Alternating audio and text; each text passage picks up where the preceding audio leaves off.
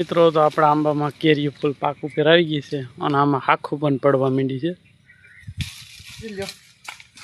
તો મિત્રો જો અટાણે હાક પડી ગઈ, આ રીતે હાખું થઈ ગયું છે.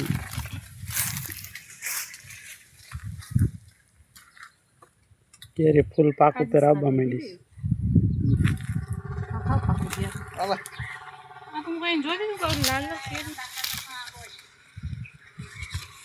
તો મિત્રો આ રીતે ફળ છે કેરીનું, કેસર કેરી છે.